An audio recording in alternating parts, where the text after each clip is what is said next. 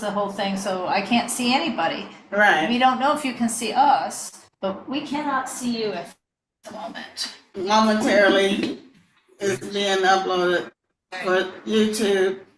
And Okay, mija. Alrighty, got it.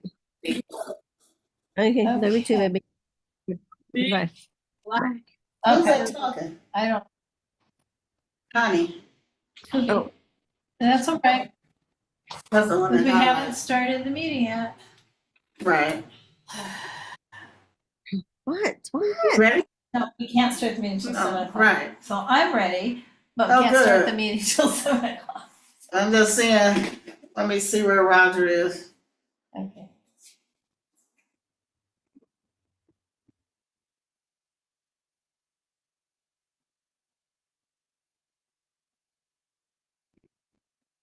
He's probably at another meeting. And we have Joshua. How are you? Doing well. How's everybody doing? Oh, pretty good. So, Josh, I feel like we haven't put you on our sort of group emails for the board You yet. getting on? Have you been getting some emails from Okay, us? see you in a minute. No, I haven't. Okay. I got a message, right? I got a 107:30 voting. No, but that's okay. Thank you, ma'am. You're welcome. You're likewise. Bye-bye. And I will be there in person in 2 weeks for the board meeting.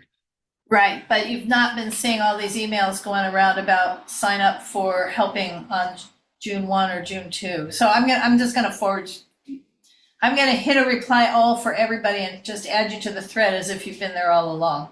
That works for me. 2 people are trying to get in the room. Joshua, does he have my email? Is he done? Joshua Pierce is the newest board member for For, UNNC. okay. He's just I joined. bet Joshua, yeah. And we got people.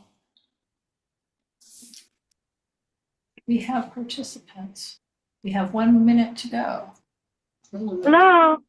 Hello. Hey, hi. Hi. Is that Kareem? It is. She's supposed to be Hi. here.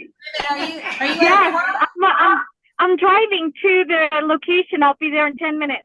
Okay, see you when you get here. Okay. Oh, be safe. Okay, thank you. Okay. And it is 7 o'clock, so we can call this meeting. Okay, it is 7 o'clock on the nose. I'm calling the meeting to order. And what just happened?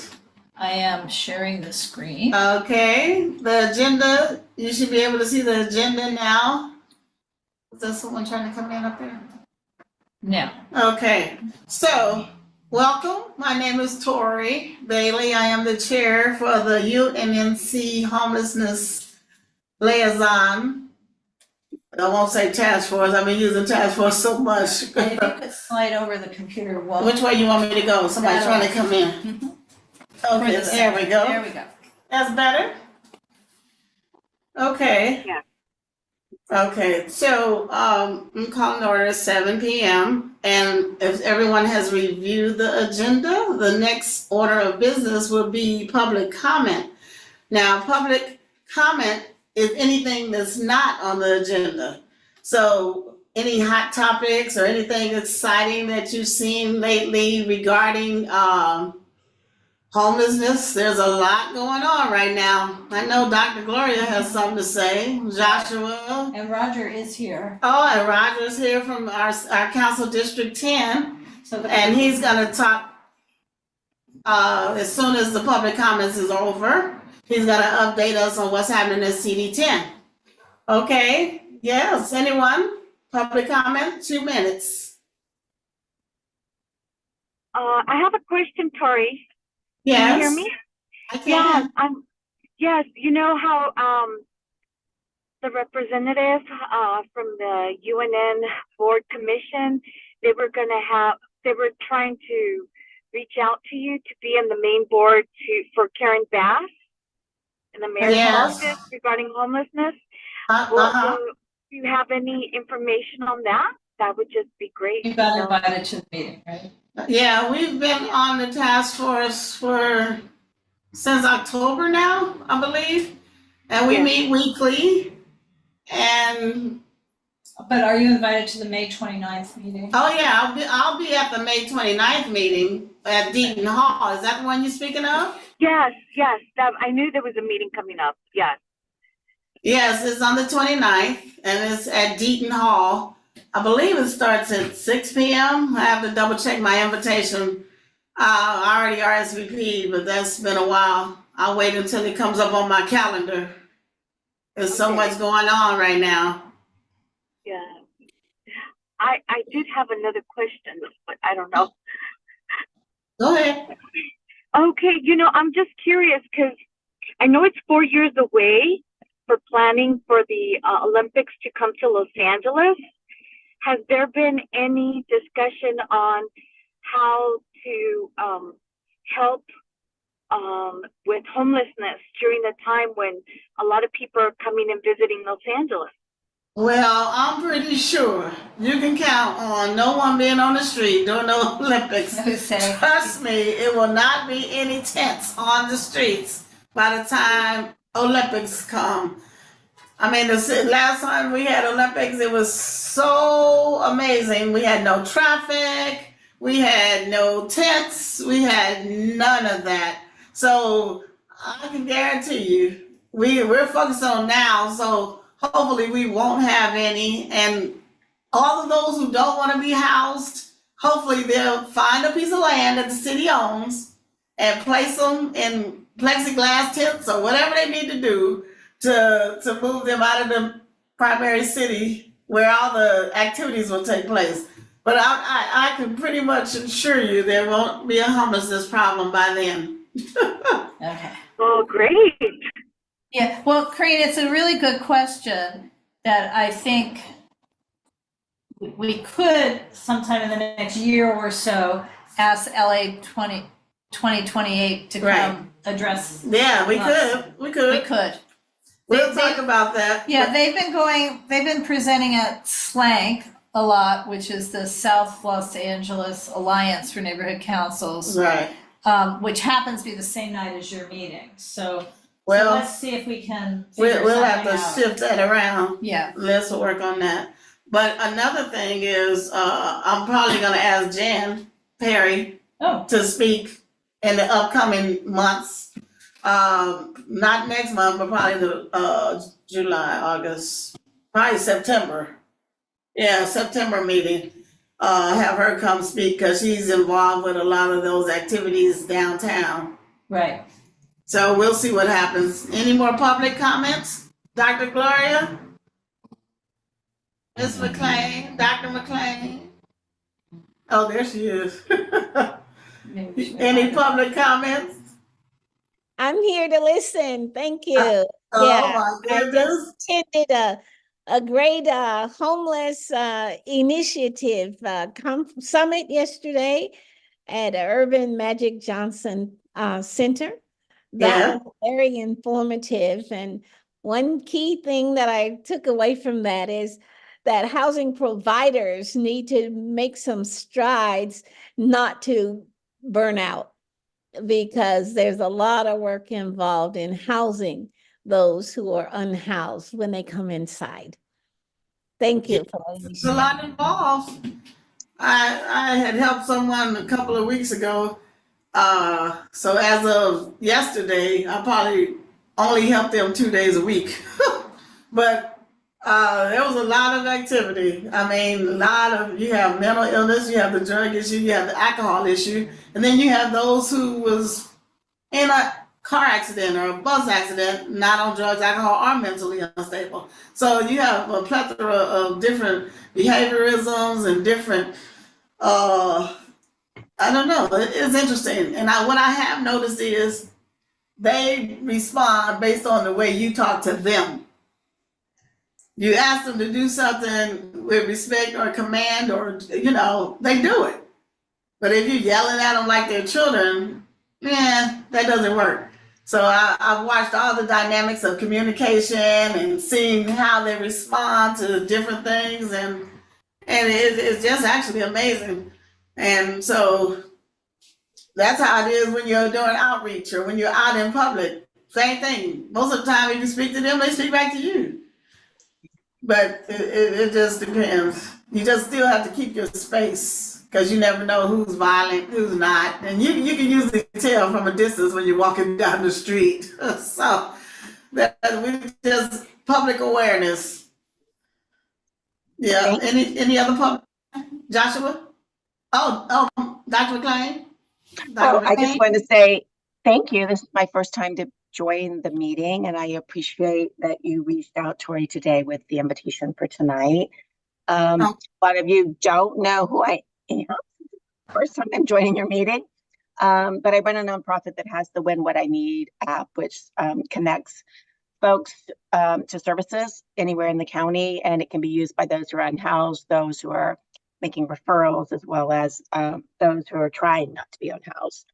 But I am really delighted to be here tonight to listen and learn. I just wanted to say thank you for including me, and I look forward to being present going forward.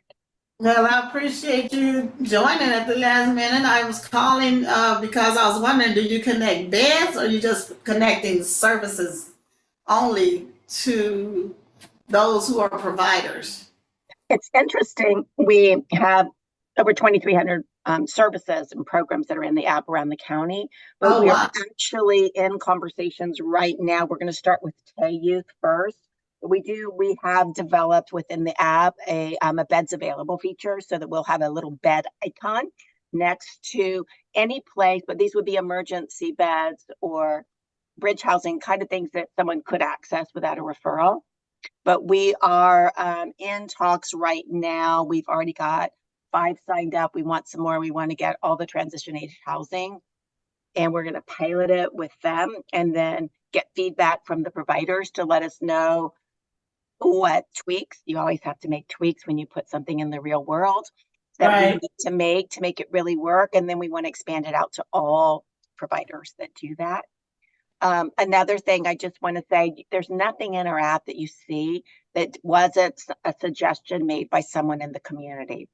So as if any of you, as you go forward, have a chance to look at or work with the app, or we all talk about it, it's something we want to know. This is how we learn and how we keep changing and adapting the app to meet your needs. Oh, that sounds interesting. Maybe we can have you on within the next month or so you can explain to that and go through the motion and show us how it actually works. I would be most delighted to do that. Oh, that would be wonderful. Okay. Okay. Well, thank you for that. Roger, I know you have a hard 7:30. So Roger is our city council for the 10th district homelessness representative. So Roger, thank you for joining us tonight. Hopefully he's here. He's here. There he is. I'm here. I'm here, Laura. Thank you, everybody. A lot going on. Unfortunately for us, it's been in the homeless side. It's been a little slow just because we're waiting for the budget and all that to figure itself out. You know, unfortunately, we had some cuts that had to be made to homelessness, but you know, we trust that the mayor can find that money elsewhere and help us keep the services we've already been offering here. As you know, as of last month, our official numbers came back as far as 554 people being permanently housed. So in the last year, which we're proud of, but there's still a lot of work to be done. Our main area of focus is starting to be K-Town. It's where the largest amount of encampments in our district are concentrated. Right. It's where people come because they're getting the services they need. It's where people come because they hear about the progress we're making. We're proud to talk about that, but at the same time, we're worried that we won't be able to handle it all ourselves, right? We need other districts to step up. Right. We need everybody else to get with it. We're also focusing our attention on RVs. We're working with different service providers to see what kind of programs we can develop, if we can motivate people to take the services and buy these RVs and then destroy them, take them off the hands of these landlords that abuse these people out of all their checks. So, you know, just because they're living indoors doesn't mean they're living well in these RVs. So, you know, we want to avoid people getting preyed upon. So it's a lot that we're looking at, a lot that we're talking about. You know, the city has to generate money somehow, some way. So we're talking to LADOT about why they're not citing certain vehicles that need to be cited, why they're not towing vehicles that need to be towed. You know, where we drive down Washington, where it should be an anti-gridlock zone in the morning enforced. That's not being enforced right now. So certain things that, you know, beyond homelessness, but homeless related, we got to figure out, right? So, you know, we're also looking at a, you know, this is probably a little controversial, but we've brought it up in conversation. A vacancy tax of some sort for you know, multiple vacant units that stand vacant that, you know, most landlords are avoiding to fill with people who are coming off the streets because of the stigmatism tied to them. But, you know, we're now at a point in the city where we have a great mayor who understands the need for housing, but also the fact that people can't just be housed to be housed. So, you know, we're at a point where now where we're understanding how to house people. We're understanding that not everybody needs to be placed in an apartment building by themselves. Some people are going to need to have their hand held or have some, you know, permanent case support management. So there's a lot of conversations happening, but not a lot of movement. So let's hope that now the budget thing is figured out, we can start moving these things. Unfortunately for us, you know, we have to wait till November for us to really make some long-term plans. But in the meantime, we're going to continue, you know, building on the work that we've done in the last 3 years, and go from there. So hopefully in November things go our way and we can continue and finish what we started. So, you know, I'm open for questions. I don't have any more updates. So if you have any questions as far as homelessness in the district, go ahead. Well, I am curious. We're talking about the election in November, of course, but between now and November, what kind of activity will be taking place? Because we have beds in the community that need to be filled. Yeah, have- we're still funding our outreach teams. We're still keeping an eye out. You know, our outreach teams are going to work the way they've been working. Our outreach teams are fully funded till November. Okay. So nothing's going to change there. We are not cutting any services towards homelessness ourselves. We're keeping all of those. All our teams are staying funded. All our beds are staying open. The exciting thing now is we're going to be able to work with LASA. We met with LASA's head, Dr. Adams. Right. And we're hoping that we can be a part of the pilot program that gives us a count of all the beds available in the district, not just our ABH beds. So we'll see how that goes. I'm not gonna hold my breath. Yeah, I'm not gonna hold my breath, but if that happens, it'll be something that it'll involve the community as well. Right. Okay. Let me know. So what happened with the $24 billion that's no longer accounted for in the audit? Do you know? I'm worried. I'll tell you that much. Okay, because that's a big chunk of change. I don't know. I don't know, and I don't want to go on the record answering that question because I don't know. So I don't want to make something up that I don't know, but I can tell you that I'm worried about it. But I can also tell you that I've seen the fruits of it. I don't know that it's the full $24 million, but they've been able to move people indoors and have like about a 90% retention rate. So something's working. I just don't know the full extent of where the money went, but I'll share this with you. There's a building on Venice and in between 12th and Crenshaw, right next to the school. It's a brand new building that they finished. It's on the north side of Venice. Next to Click School. Yeah, it's next there. Okay, so we were approached to rent those, and you know, we talked to the landlord, but he wanted full market value for those units, which is like $3,500 per unit. For what? 2 bedrooms? For 1 bedrooms, and then the 2 bedrooms were about $4,100. You're kidding me. No, they're expensive. So, you know, it's not like the city's getting discounts. It's not like the city is getting a special deal on these units. They want full market value. We had another hotel owner who wanted to sell. Let him finish. No, actually, Roger, but the problem is with what you said, as if it's wrong for someone who just spent millions of dollars to build a building to want full market value. That's what's wrong. I mean, the landlords are not the enemy.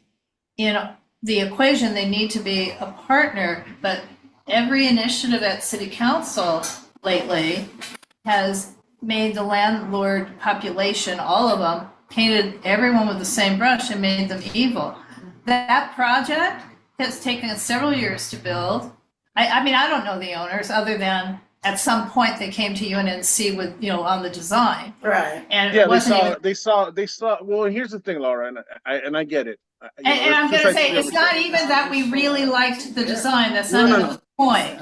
There's two But- sides to the story, right? But Right. but what we're realizing is they see an opportunity and they see the city that's desperate. And Yeah. quite honestly, is that market value for a 1 bedroom and a 2 bedroom? No. Not really, but So that's why the Yeah. city is, it's in a tough position because do you put all your chips in, do you put all your chips in one place, or do you try to find more budget wise decisions? So, right. we just, it's Right, sorry, I goes a lot but of there's stuff no, like yeah, I mean, there are two sides and probably seven sides. there's to each of multiple these sides, stories. and there's just, Right. it's just a lot of people trying to get what they deserve. Number one, yes. Or You know, to you're- pay themselves back for their costs. Yeah, which is fair. No, at the but same time, that's over the top. So you, as the homeless representative, are supposed to help them to fill their units, and you're supposed to be responsible for the homeless population as well, or are they getting some subsidy or what?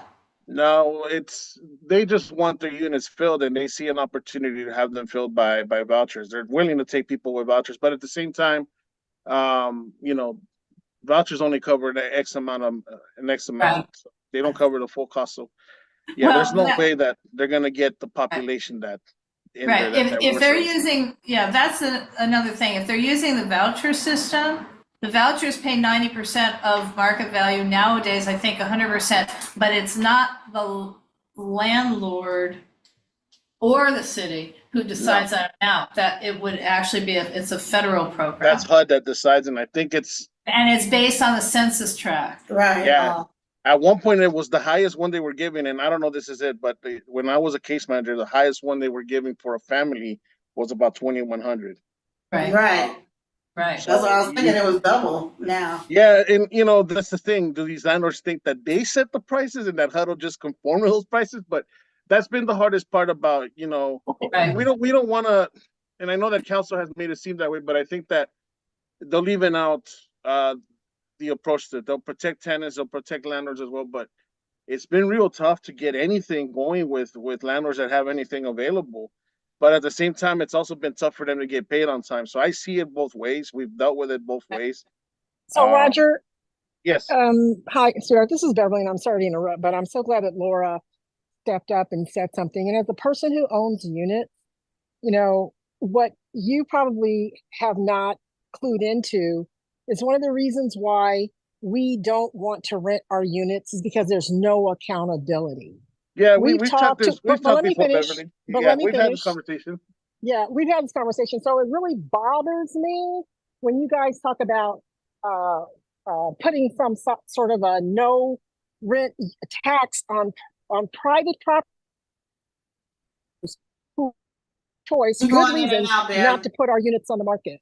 Yeah, no, Excuse it wouldn't be small businesses. It would be corporations. It would be, the But big but boys. again, here's the thing: if you guys, and I'm not saying you personally, but if the housing department would have a better relationship with small mom and pops for starters, you'd have a lot of people willing to help. Right. So Yeah, let's and- have that conversation about why they don't reach out and have us at the table in the city council and making all these rules and regulations that affect us. Like, our water rates just went up. Everything's constantly going up for us. And there's no consideration about that. And when we get, and I sat down and I talked to in videos and in person with the housing department, and I've asked them, if we take in your tenants who are just problem tenants and try to work things out with you to get people off the street, if we have a problem, will you get that tenant out? And they said no, which is a hard no for me. Yeah, which is contrary to what the city is saying, which and that's the difficult part, right? Who do you trust? Who do you take? whose word do you Right. Well, take? And accountability. You know, yeah, Karen Bass has spent $386 million putting people, one person, into a hotel motel that's $3,500 to $5,500 a month. What sense does that make? She bought a 100-year-old hotel for $120-some million that's only a bedroom and a bathroom that can't even be used now because it's going to have to be redone, remodeled. What kind of sense does that make? Oh. Those are our tax dollars. Let me interject here, Beverly. You know Roger can't answer that I question. know, but I'm just saying he needs to ask him when he goes before Karen Bass because I what she's know. doing is not good enough. Right. Period. Right. Well, we need to call a meeting and talk to her further about that. But it needs to be strategized more effectively. We need to put it in writing what you just said versus what could be.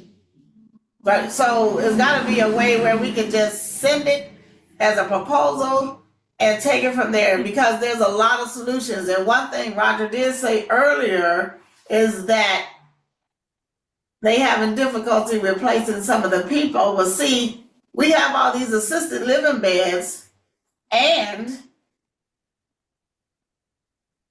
part of that criteria is mental illness. So why is it, and they have 24/7 care.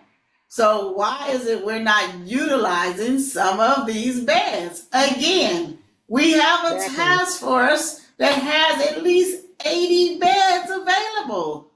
Yep. Not to mention the 1,000 other assisted living beds who are slowly but surely closing because no one is utilizing the beds. And the state is paying so low. the answer to that, and I know it's going to sound dismissive, but the answer to that is if LASA's not connected to those beds, they're not on the radar to anybody. Yeah, we're working on that. We're working on that And process. that's frustrating to me because I have outreach teams calling me, hey, I have X amount of people ready to go in. What do you have? And it's hard for us to rely on LASA, and these Right. beds are out there. We know these beds are out there. But there's no way to track them down. There's no way to unless we just start making phone calls and No, Roger, that's where communication comes in. I know where every last one of them beds are. we do, yes, and I know I can reach out to you, Tori. But Okay, so we what can't LASA say puts how up you is get if to. they're not, what the LASA excuse is if they're not within the LASA system, it's a matter of accountability on their end. But that's changing. That's Yes, going it to is. get better. Yes. It's going to end. So yes, Joshua, and then Denise. Sorry. That's okay. I just had two quick questions about something you mentioned earlier. First, do you off top know the ordinance number that you're talking about with respect to the sighting of the vehicles? With for the anti-gridlock zone? Yes. I think it's 80.13 or 80.52. Perfect. Thank you. And then my second question was, and if you don't have the answer now, that's fine. But if you could get us some more input on how the city's planning to, if they do decide to approach a vacancy tax, get around the Fifth Amendment taking clause issues that may arise. The vacancy taxing it's busy. It's a topic now that people are just throwing around as a possible solution. But it's from what I've read, Vancouver's the only city that's done it. Here, because we have so many foreign developers that come in and own property, there's discrimination involved in it as well, because foreign owners are the ones that are taxed the most. So if we do come up with a vacancy tax, it's not going to look the way that people are thinking about it. I don't think it's going to be something that it's just going to be, I think, a topic of conversation. I don't see it as a solution. I don't see it as something that would work here. Just because, just like the CES system is very discriminatory, and I think that people like Bev who are small business owners don't have the kind of protections and the representation that'll take to protect them as the landlords. And as it is now, with a lot of the amounts of what's the word I'm looking for here? With the lack of inspectors for the housing department and the lack of just enforcement that we have, I don't even think we have the bandwidth to enforce such a tax if we were to even come up with one. So, like I said, it's in its infancy. It's a topic of discussion, but I don't think there'll be any traction anytime soon on that.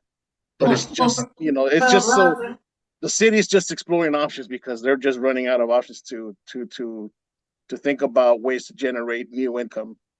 Right. Well, I would just add, I don't even And know then Denise how is they. still waiting, by the way, Laura. Just want to. Oh, I don't know. forget about I'm Denise. sorry. Sorry, okay. Denise. I was. Go ahead, Dr. McCain.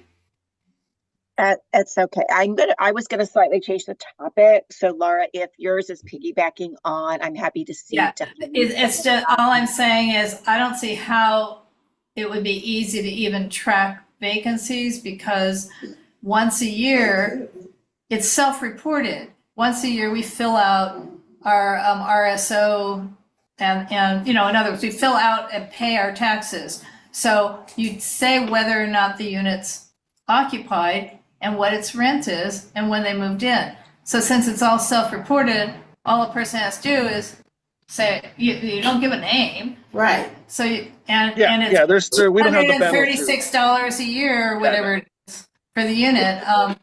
Like I so said, how would you know?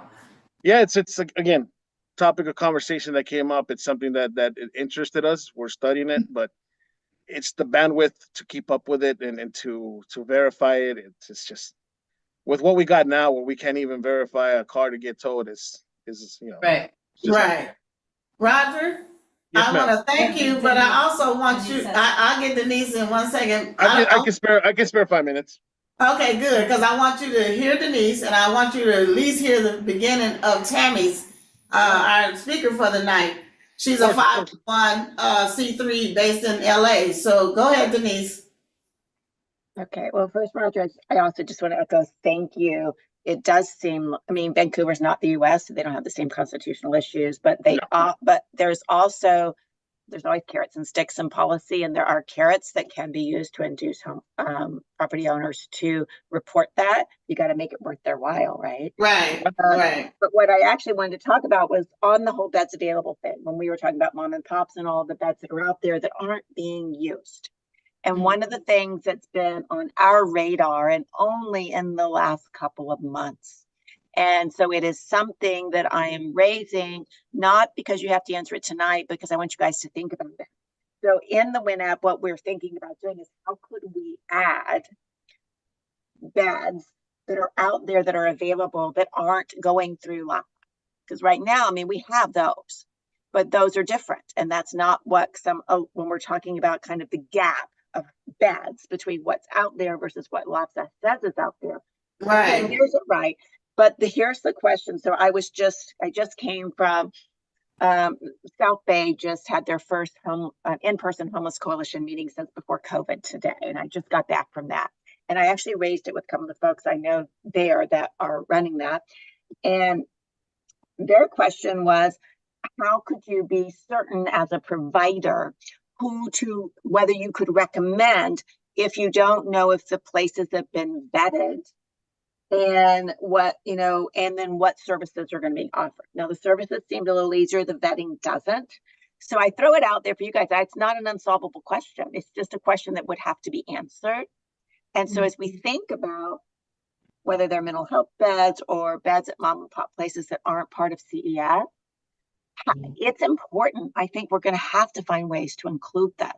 I know we want to, but we need to also think about what are the safeguards so that if someone's making that referral, or like in our app, not only can you use it as a referral, but if I'm a person on the street, I can use this app and I'm looking for places they can access without a referral, and we don't want to send them somewhere that's awful. That's not safe, that's not appropriate. So that's super important. And so as a bigger question, maybe when I come back, we can all talk about it, but I want to raise that and put it in front of you that's what has to be addressed in order to include. And I think that's one of the worries about why we, they don't want just, people doing open referrals, because they want to make sure people are getting placed correctly. But yeah, you're right. We have to make sure that we know where we're, in an ideal world, we'd have access to, not just bed availability, but the types of beds and the types of services. Right. offered Right. there, that we know what we're doing. Okay. Well, that's a topic that's definitely gonna come back up in the following month, and I'll have a conversation with Dr. McCain after with the next couple weeks or so, and so we can solidify for her to come back and have that discussion as well. So right now, I would like to bring our speaker up, and she is Tamisha, and better known as Tammy, as she put it in her on her screen. But she's a 501c3 organization based in Los Angeles that assists individuals who are in traditional housing or interim housing with intensive care management, health navigating, reentry services, and family reunification. And she's going to talk about that further. But a lot of these houses and beds, keep in mind, have been in business for over 20, 30 years. So I really wish they would expedite the process where they can utilize these beds before the beds are no longer able to be utilized, trying to maintain them. With no further ado, Tammy, please join us. Thank you. Thank you for that introduction. My name is Tammy Mann. I am the founder, owner, and CEO of Regeneration Recovery and Tree Services. And like Ms. Tori said, we are a 501c3 organization that was formulated in 2021 to assist individuals who are in interim and transitional living houses with the necessary services that they need. A lot of times we believe, or we want to say, let's house a person. But however, I am a person that had a chance to speak with the gentleman who started this model. I do not believe in the housing first model. I'm just going to throw that out there. And let's get that straight. And the reason why, because for a lot of individuals, it does not work. I like to thank Ms. Tori for the honor and privilege to speak to you guys within this space. And basically, you guys said a lot of what I was going to actually talk about and a lot of the questions. But why do I do this? And so I'm going to give you a little bit of history. So about 25 years ago, I became homeless myself. Got pregnant, could no longer work, ended up homeless, and was homeless. Basically, it's like I went from my parents' home to my husband's home. We broke up and was homeless in some form or fashion for over 6 years. For over 6 years. It was 6 years before I actually got a key to a door, you guys. Interim housing with my children, living in shelters, going through the nursing program, in school. But what actually helped me was I ran into a friend. A friend was a case manager, and they linked me up with a program, what was called back then Beyond Shelter. And Beyond Shelter gave me an opportunity to get my own place. They gave me a Section 8 voucher. But not only did they give me a Section 8 voucher, they gave me services that continued for up to 6 months. And I see that's a lot of those services and stuff. When we're housing these patients and clients, I see those things are actually missing. I've been in Health and Human Services for about 38 years, even through the homelessness. And so I've got a chance to work with people from all sectors or all phases of homelessness, for the person who sleeps in a tent, the person who's housed in a transitional living, a person who's sleeping in their car, the mother who's living in a shelter. And the thing that all of them have in common is they want permanent housing. They want to be able to live on their own, as with most adults, correct? But when we're dealing with each other as service providers, a lot of the service agencies, there's no role really to permanent housing. Or they'll permanently house a person that's not ready. I've seen that too. So it's either 2 different things. There's no road to permanent housing, or they're housing people too fast without any services. So currently, I've been housed, I like to say, for about 25 years. So that was a long time ago. And since then, I was able to go to school and do some different things and stuff like that. But currently, I'm doing street medicine. And so in street medicine, I'm dealing with people that live in tents, that live in those homeless encampments. There's a large homeless encampment that we service off of Long Beach and Washington Boulevard. There's another service encampment, a homeless encampment that we service off of 23rd and Santa Fe that is dangerous. And so I'm getting an opportunity to see every day what is going on, to ask patients, you know, do you have a substance abuse problem? Do you have a mental health issue? But most of all, I'm asking people, how long have you been homeless? Mm-hmm. I have people on my caseload that have been homeless over 25 years. Mm-hmm. I think that a lot of it's because all their mental health or their substance abuse issues, yes, that has a lot to do with it. But the number one thing that I'm hearing from people is that service agencies are not following through on with their. Mhm. And so as service providers, you know, shame on us. We should not make promises that we are not able to keep with these people. And because when the next person comes to help them, that individual, it makes it a lot harder for us to help. You know, it makes it a lot harder for us to get them to trust. It makes them a lot harder for get them to be motivated and energized again that this is even something that is possible for them. A lot of people don't think this is possible. That's not a possible thing because they've been going around LASA, they've been going around Hoppix, passing all of the old guard and big box, I'll say it, big box homeless agencies. But when you have the small people like Dr. Gloria or some of the other people that are on our task force that have the beds, that have the space, but no one is referring them there. And it's not like they don't know. This stuff has been brought to the mayor. This has been brought before LASA. You know, a couple of weeks ago, I went to LASA's door. Personally, I went to their navigation center to just see if the promises that we have been given within our task force, were they being fulfilled? And I got turned away at the door and was told, basically, this is above my pay grade. I don't know anything about what you're talking about.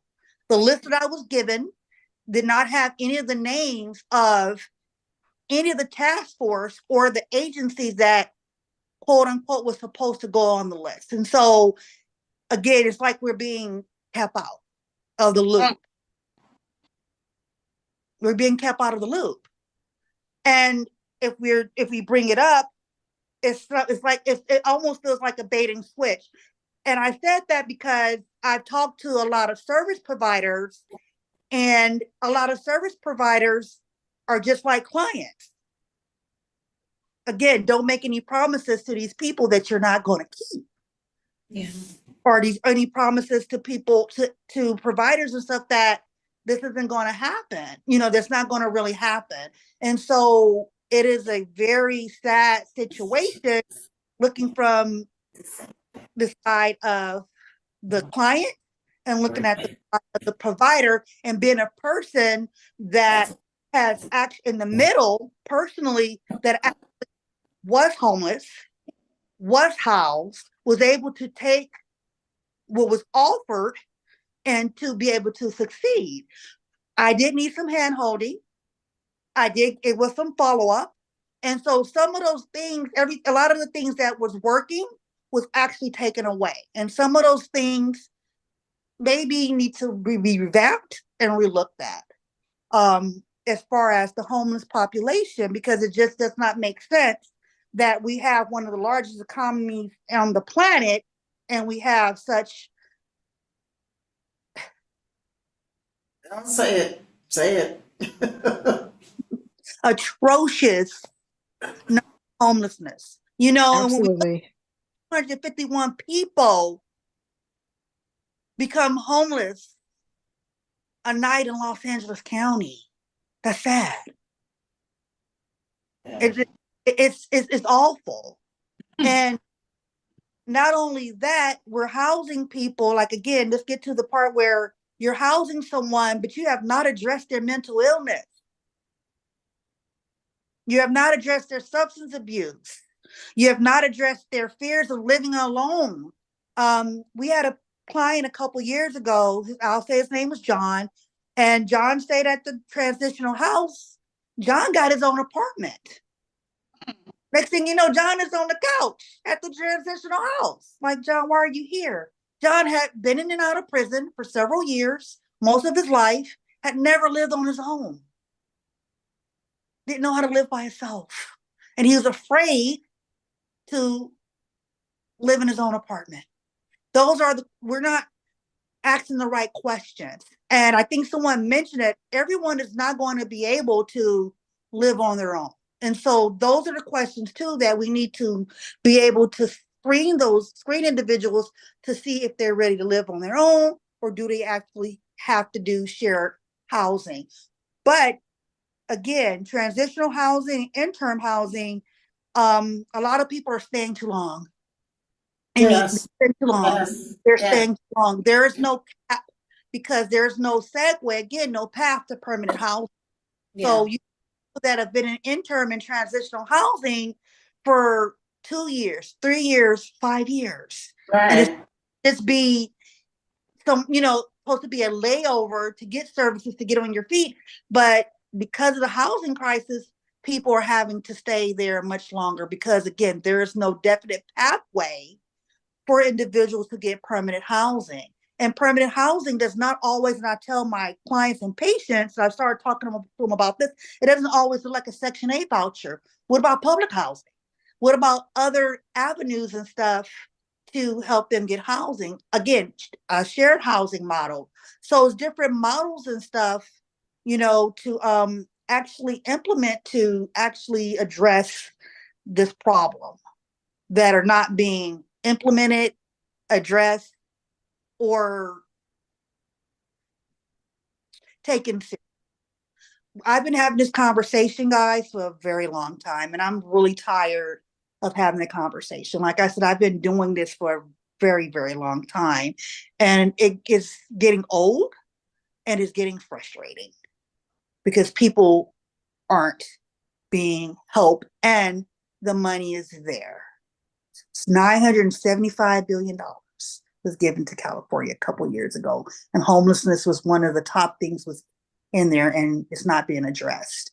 So another thing too I wanted to talk about, and this was brought from the group that I work for. I work for a for-profit organization, and they were, and I guess this would probably been a question for Roger, he got offline, but the HMIS system, not only for nonprofits, but for for-profits, because there are for-profit organizations that are out there doing good work. Right. There are people too, but a lot of times because they're not a nonprofit, they're being overlooked. And they have money, they have $1 million budget, but they just want to be able to work within LASA or the HMIS system, so we can actually segue services for our patient and make it our patients and make it a lot smoother and help the people out there we're helping a lot more streamlined. Mm-hmm. Okay. I see Beverly has a question for you, Tammy. Yes. Tammy, thank you so much. I so appreciate what you said and your honesty, because there are those of us who know that but don't really have the form and aren't doing the work that you're doing to actually say the things you said. Right. So I appreciate you more than you can imagine. I think, and I may have misunderstood you when you first started, you said you didn't agree with a housing first model.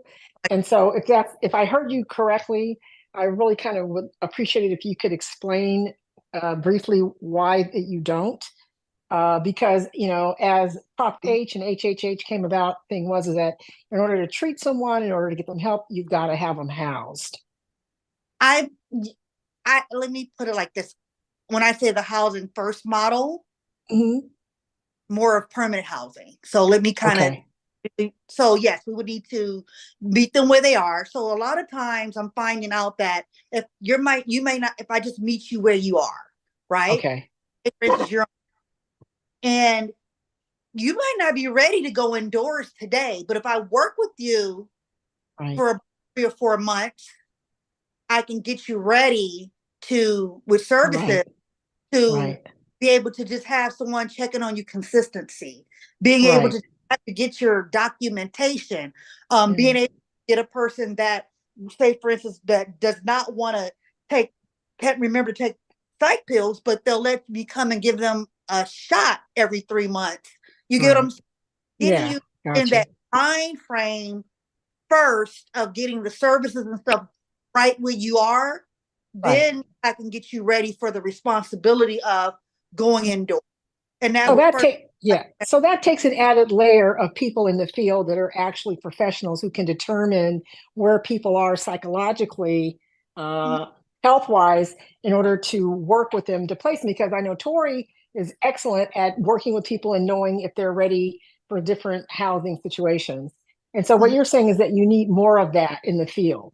Yes, we definitely have to have more of that. You can't just house but it depends. Now, if I just house my housing because of COVID, or something, and I lost my job and I've been housed and me and my wife are sleeping in my car, that may just be just a couple little services and we can get you ready for housing.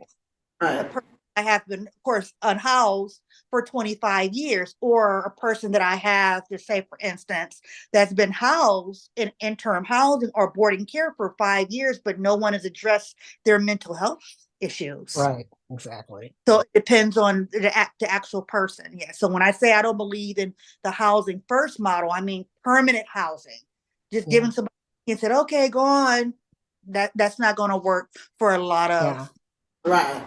Well, I actually housed a friend, an acquaintance who was homeless, and I had been told by someone else who had also lived experience of living on the streets for 20 years, had said to me in passing that the same thing you're saying, and I witnessed it because when I gave this person, I let him stay in my home.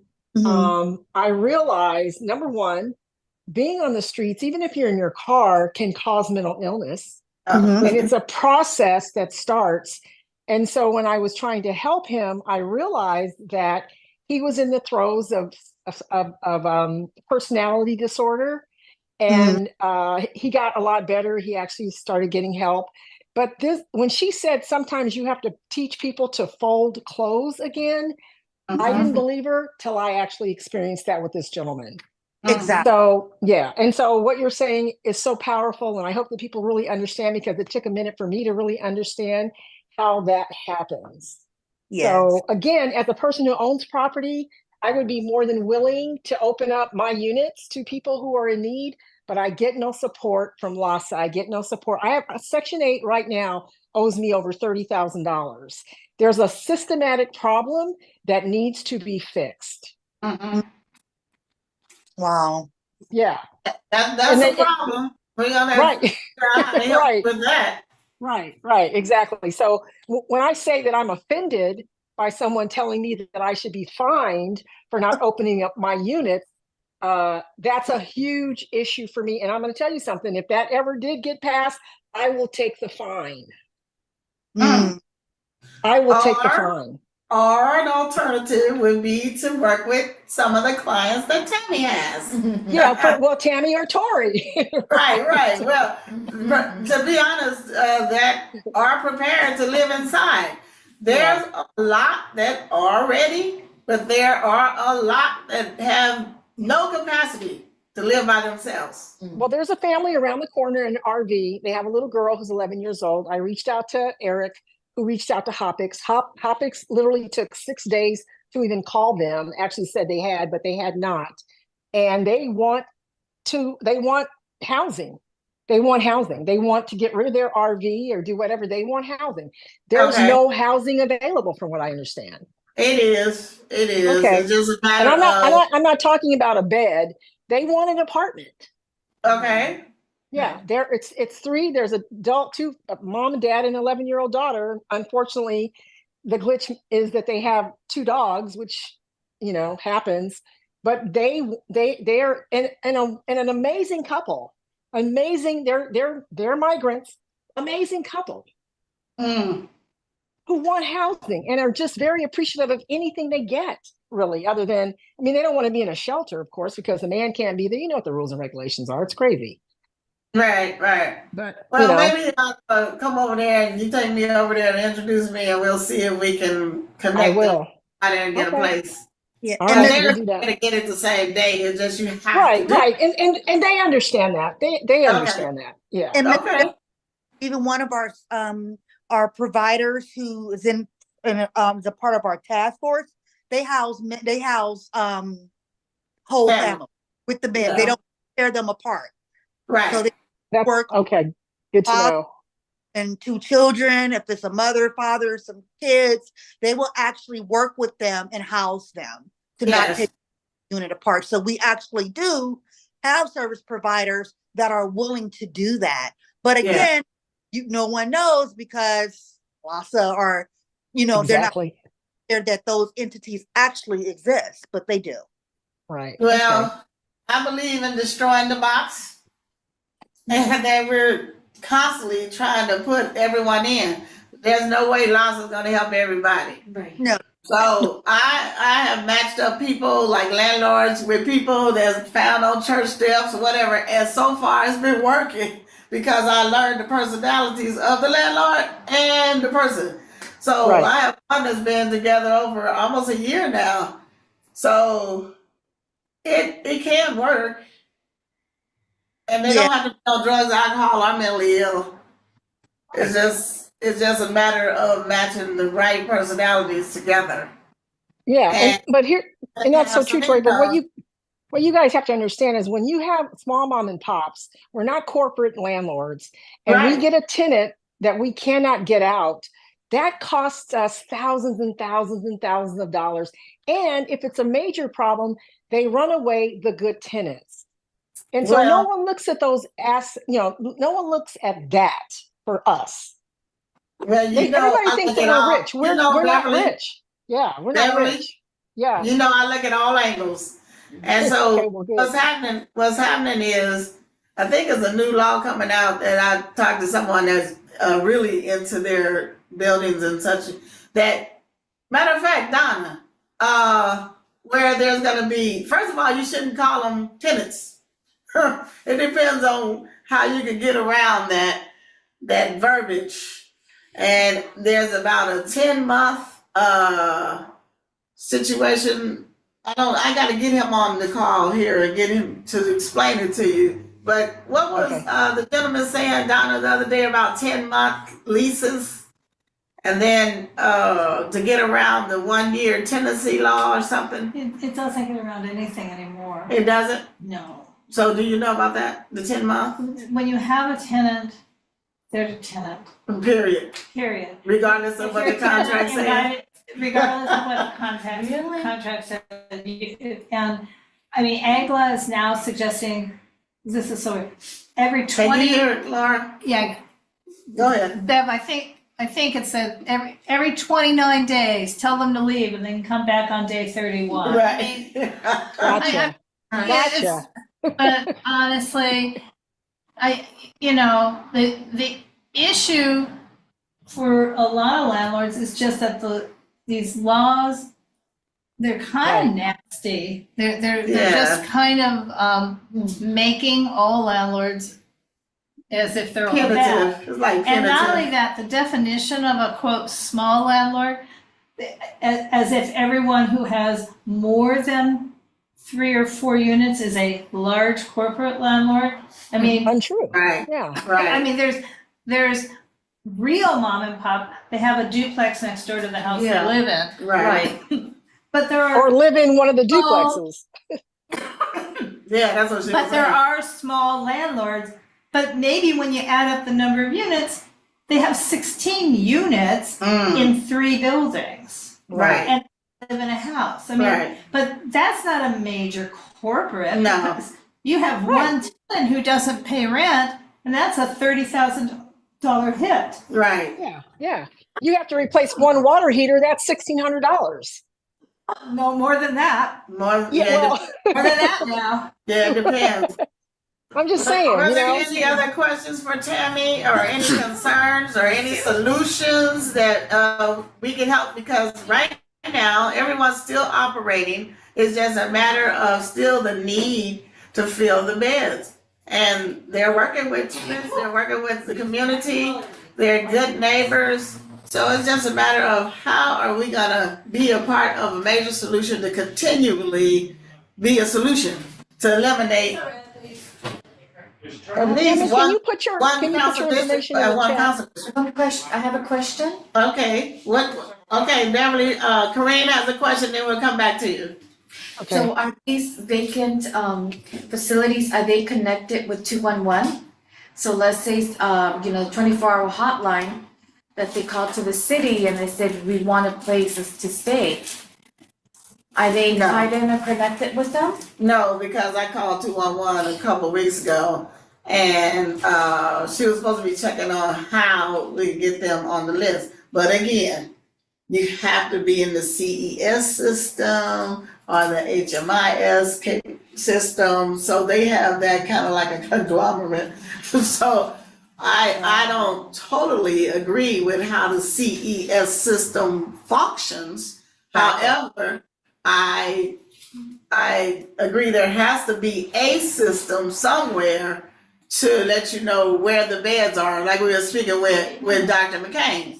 We gotta have a system to know where the beds are regardless. So imagine if we have access to the 1,080 beds right now. They're not in the system. However, if we can pinpoint 1,080 beds right now, imagine somebody else that has 1,000 beds accessibility, or 500 or 200. There is no shortage. It's just a matter of being all inclusive with all of those who have beds. So can that hotline be created just for any nonprofit or anybody that needs a bed? Can that, you know how they created 211 and 311? Right. Can there be another hotline that is only for that? I'm just thinking out loud. It could be. Because but then that would be a mainstream. It could be, however, you'd have to have that You have to have communication and an infrastructure. You have to have a foundation of how that is gonna work in the community. It can be done. And then while they're waiting, go ahead, Tammy. And also with 211, and I'm thinking, not trying to you, Dr. Gloria, but I remember this.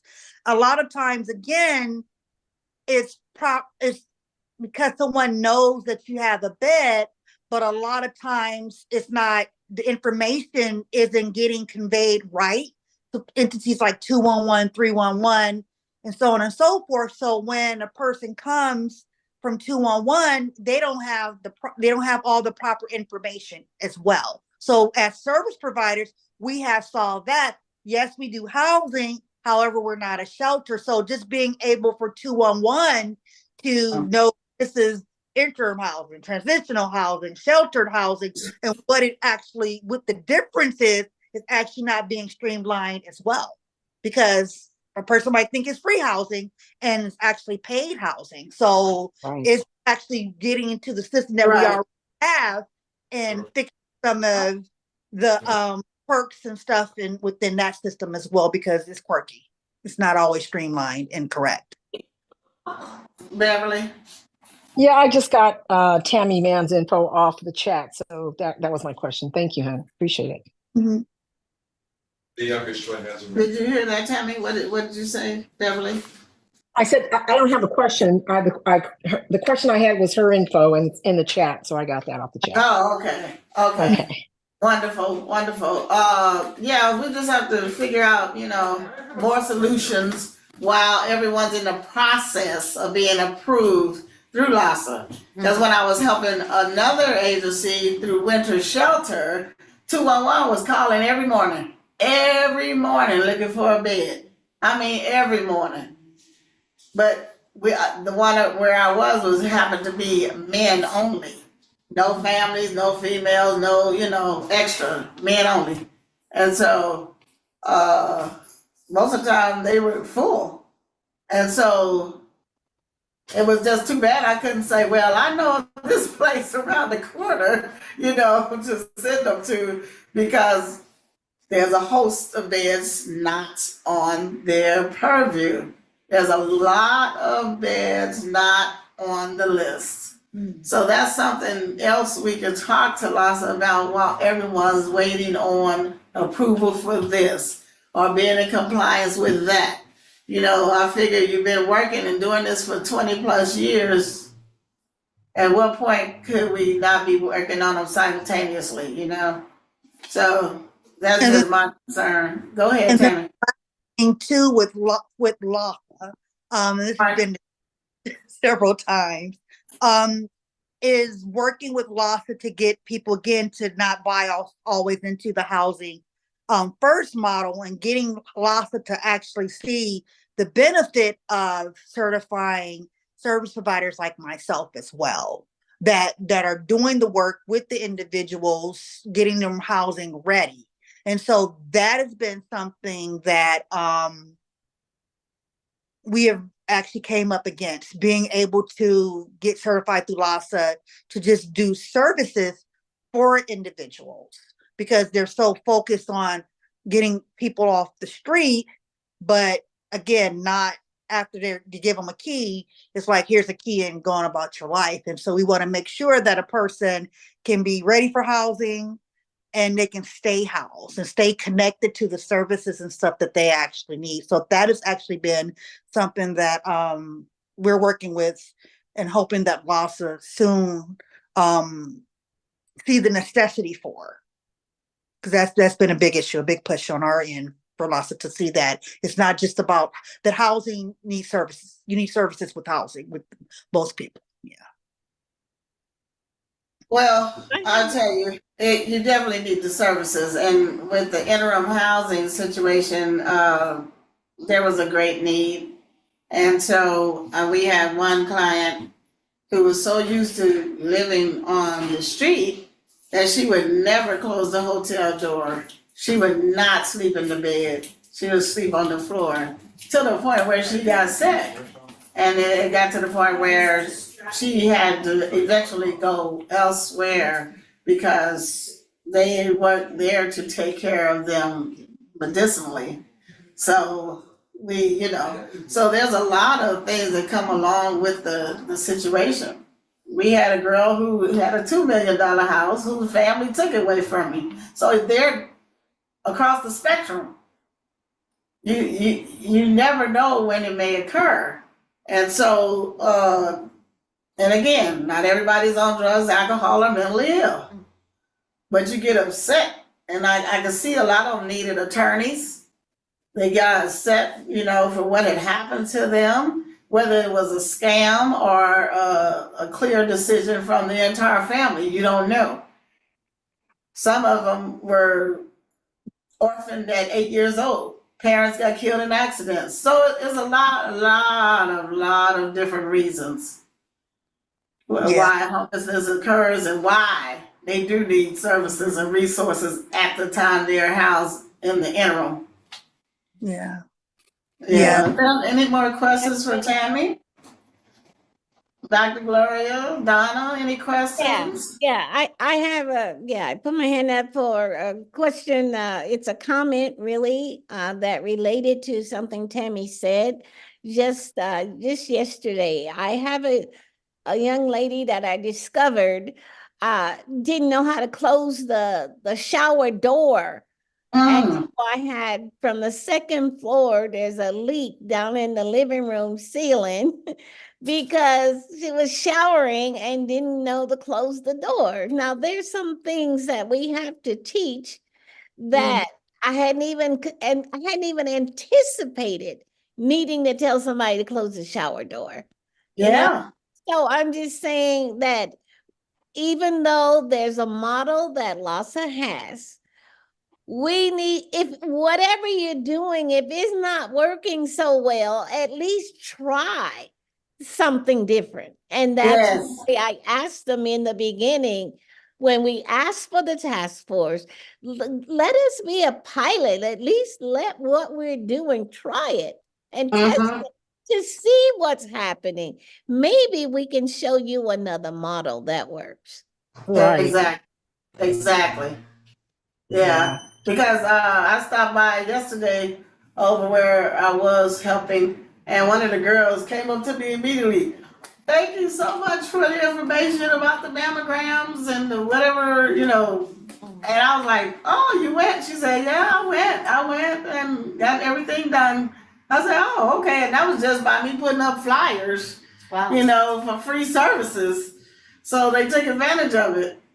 So it could be just that simple, and just letting them know that it exists. You know, Yeah. you know. That's so important. Right. Yes.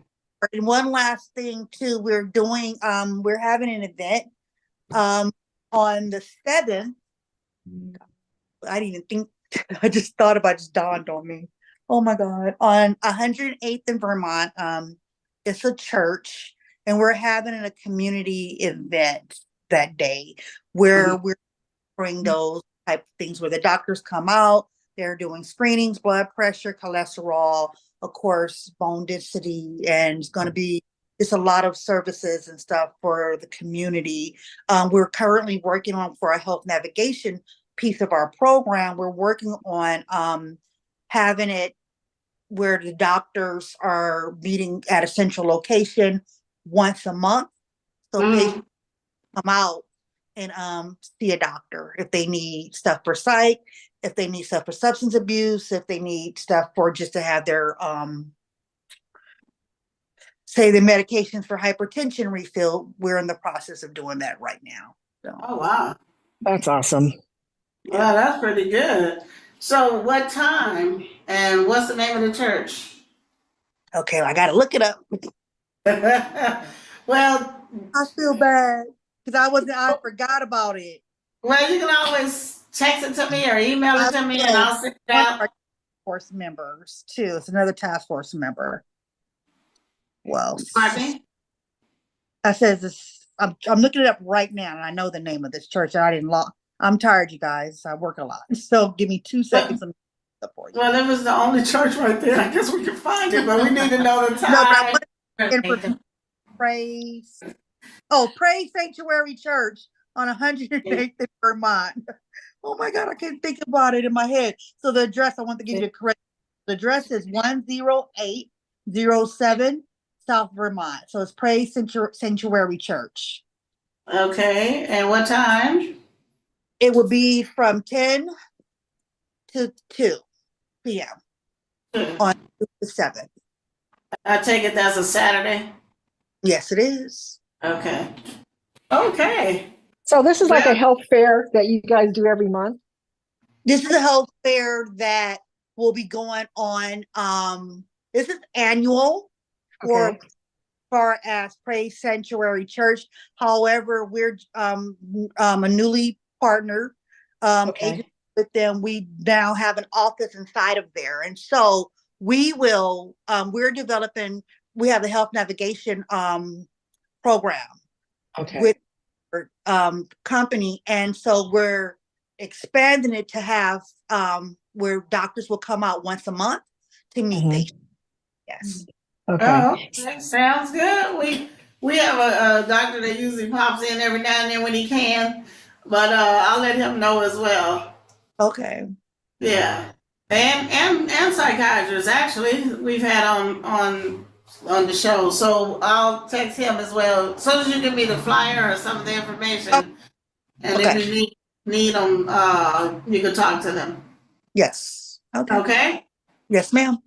Okay. If there's no further questions, our old business is usually the same business that we talk about every month, and that's what are some solutions. We like to end with some solutions. We've been talking about solutions this whole entire time. It's just a matter of putting it into action. So I would like to see our parameters without any homeless. That would be the dream goal. I would say that doesn't seem like a solution. That's a goal. Yeah. That's a dream goal. So we'll just have to work on that. And part of the solution is really me getting out there and talking to them. And we'll start with the one, that's a solution, with Beverly taking me to the family. And then we'll see how we can get them tied into someplace that day. But the situation is, does the RV even move, or is it stationary? So it does move, because they move it for street cleaning, and I've been in contact with Wilshire Police Station. The senior lead officer, Officer Ty, has been on vacation. I'm hoping he's going to be back next week. But yeah, it moves, and there's like 8 or 9 RVs parked on that north sound wall on a constant, every day. But 2 of the people I spoke to are willing, that family included, and then another gentleman is ready to move into a space. So, again, I know that it takes time. Maybe Sunday afternoon or something. We'll just go walk. Yeah. I have her number. I can reach out to her and let her know that we'll come by, and she's definitely open to that. So you just let me know what your schedule is on Sunday. The other thing, Tori, you and I have been in meetings with Alicia Adams before. In my opinion, it was a waste of my time. I mean, I don't know if we want to try that again, because like someone else on here said, we need to offer them a new model because their model is not working. That's how we got on the task force, was through her. And she was there when we met with the mayor, when we went to City Hall and met last July. Right. So I know what you're saying, but she's making promises to the task force. And we're going to wait till July 5th or so. And plus, Dr. Gloria spoke with her personally yesterday. So she's in the midst. And you spoke with who? Karen Bass or Felicia Adams? Felicia. Yeah. Okay. Dr. Kellerman. Mm-hmm. Yes. Whatever. Yeah, the homeless initiative summit was yesterday. Okay. And you told her what, Dr. Gloria? Well, I let her know that we met with them on July 24th, and we specifically asked that LASA would be present because they're the ones who dispersed the funds. The funds, right. And we met with the mayor. And so they were there. They were in the house, even the guy who writes the checks. Right. All of them. And then she told us at that meeting that probably the end of the year that they would have some funds for us. Well, that was last July. Right. And to date, we haven't gotten a dime, but she did say yesterday, she's sorry that the wheels of government turn so slowly, but they're working on it. So she did say July that we should have some funds loosed. And that's why I said July 5th, we'll be calling again, or so I'm sure the task force will hold everybody responsible, and they have been on our calls last week, and so it's moving progressively, and so we'll see by July 5th or so if there's any ultimate solution or progress made where the funds are released and how they're going to be released, to who they'll be released to, and take it from there. But we do have a fiscal intermediary, so we'll see what happens. All righty. Yeah, I'll keep you posted.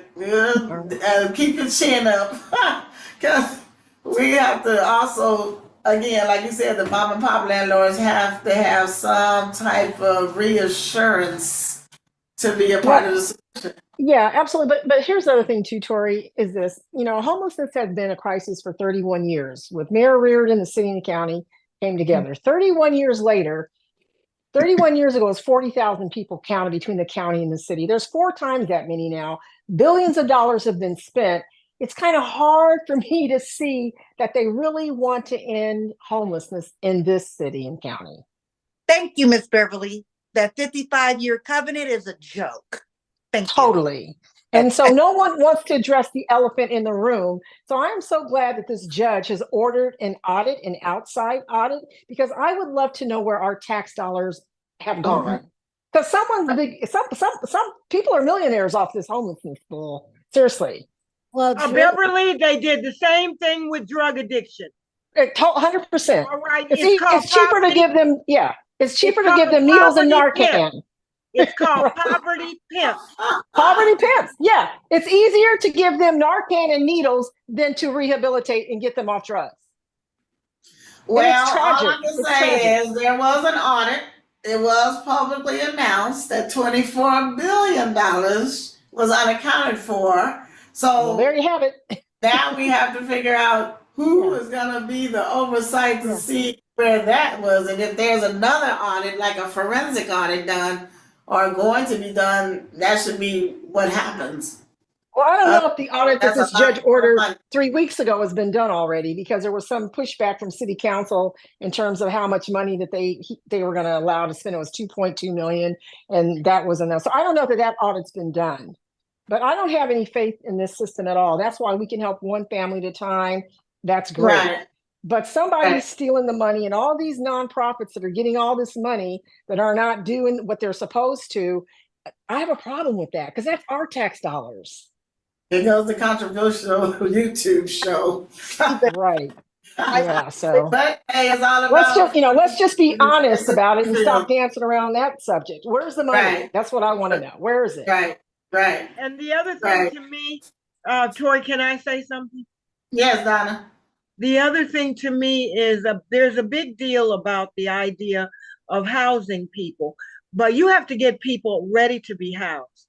Right. And there are people with so many serious mental health issues, dangerous behaviors, and drug addictions and alcoholism, that those are areas that you need to be looking at in the mean. They can't go into independent housing at all. There needs to be the situations like the ones you mentioned to me, where there are beds and oversight, and they will get these people the help they need. Psychiatric social workers, many people who work in those areas need to be there, and placing people, asking people who have housing to place people with serious issues. Right. Is the name of insanity, in the name of insanity. And that's why many of us aren't even considering. I'd rather go to jail. Right. Well, we'll try to work on that. But I'm gonna give you another example. During winter shelter, we had, I think, about 60 men, and I don't see why they can't take some of them and help them out for a year or so, and then help them get to where they want to be. Because we had one that was just stuck here from London, who something happened with his passport. He was the nicest person ever. And there was another one that would hang out with him kind of. They would get up every morning, sweep up, clean up, and put everything in order before breakfast. And even when they were dispersing them and breaking it down, they sent them to different hotels, different places. One was placed in Long Beach. And somehow at the time of breakfast every morning, he would still come over there with us and get breakfast. I was like, yeah, right? And then when I left that place and went over to help the other place, 3 or 4 of them have come over there, to see what we doing, where am I, So I said, oh God, but this place costs, right? So they don't have the funds to do that. And I recommended that they stay at the hotel anyway, because the hotel's supposed to lead into a program for placement. Mm-hmm. So, but if they would just help him get his passport situated, that would be one person that's gone to London. That's one less person, exactly. Like the lady that was over on Washington. Even the police department called me about her. And people kept bringing her furniture, bringing her stuff. I was like, oh my God. So finally found out All she needed was a ticket. She wanted to go back to Las Vegas. I said, I told the police department just get her a ticket on the train so she could go back to Las Vegas. But So Tori, it's a that's lot of, topics. Yeah, it's that's a lot topics of though. easy Yeah. solutions.